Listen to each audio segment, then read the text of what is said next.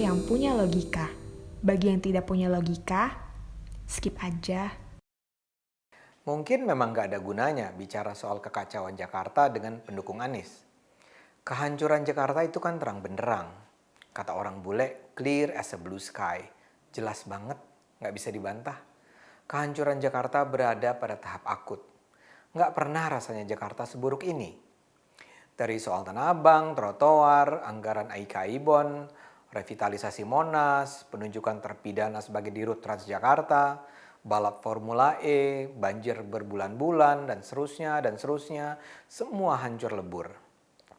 Tapi janganlah bicara ini dengan kaum pecinta Anies. Mereka akan selalu punya jawaban. Seringkali terkesan dungu sih, tapi tetap mereka punya jawaban. Paling gampang soal banjir lah. Mereka itu kekeh bilang itu bukan salah Anies. Dari dulu Jakarta sudah banjir kata mereka. Bahkan dengan enteng mereka bilang di zaman gubernur dulu kondisi lebih parah. Atau misalnya di daerah lain juga banjir, kok cuma Jakarta yang dipersoalkan? Bahkan ada yang percaya bahwa banjir ini terjadi karena sabotase orang-orang anti Anies. Kata mereka, kaum anti Anies sengaja menyumbat aliran air agar banjir terjadi. Ada pula nih yang tanpa malu bilang, banjir terjadi di akhir pekan karena Anies adalah orang soleh. Ini semua tipe jawaban yang menurut teman saya Eko Kun tadi berkualitas muka lu jauh. Kok mereka serendah itu ya? Saya akan sedikit berteori. Saya merujuk pada teori keseimbangan, balance theory. Menurut teori ini, kita pada dasarnya ingin hidup selalu dalam suasana psikologis yang seimbang.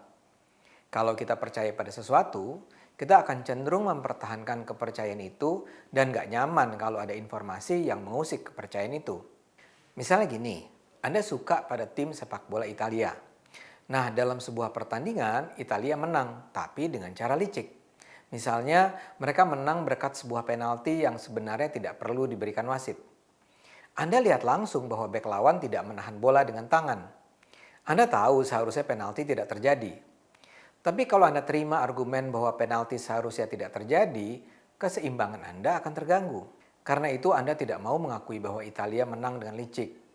Akibatnya, ya Anda harus cari penjelasan untuk menyeimbangkan hati dan jiwa Anda.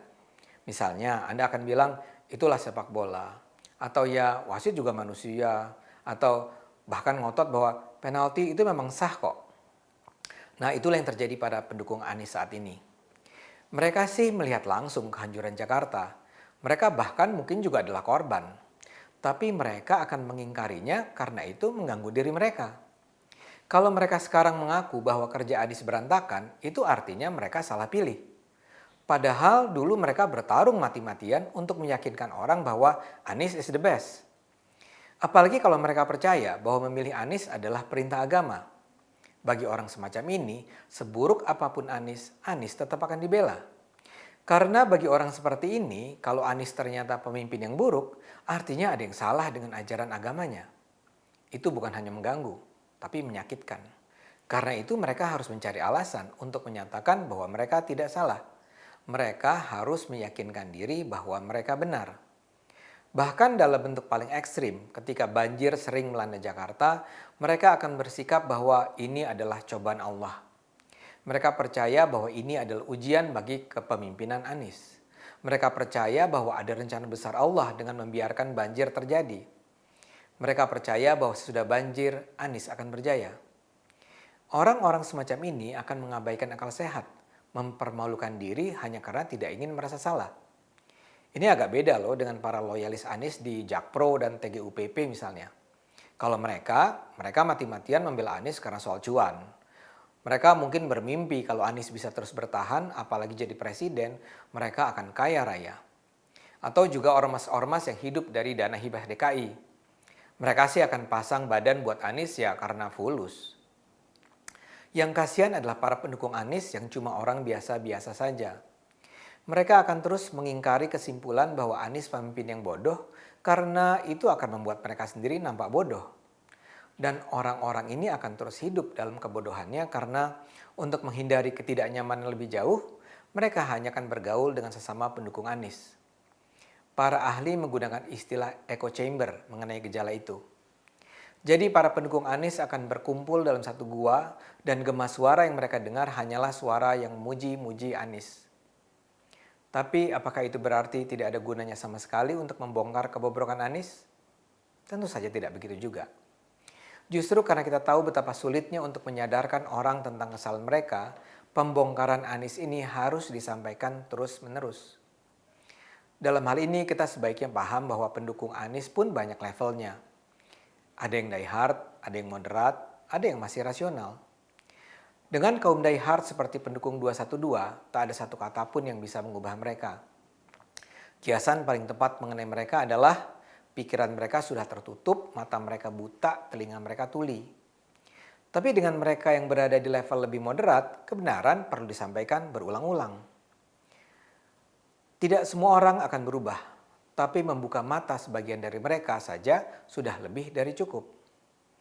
Di Jerman di era Nazi berkuasa ada seorang menteri propaganda bernama Joseph Goebbels. Saya rasa orang ini yang menginspirasi tim komunikasi Anies. Goebbels pernah bilang, kebohongan kalau cuma disampaikan satu kali akan berhenti sebagai kebohongan. Tapi kebohongan yang diulang-ulang berkali-kali akan menjadi kebenaran. Ini bisa jadi pelajaran bagi kita. Orang-orang Anies akan terus menyebarkan kebohongan berulang-ulang. Tapi kita bisa melawannya dengan menyebarkan kebenaran berulang-ulang. Kita tidak punya pilihan. Mudah-mudahan bila kita konsisten dan intensif menyebarkan kebenaran, akal sehat para pendukung Anies akan terbuka. Dan hanya bila mereka kembali menggunakan akal sehat, Indonesia akan selamat.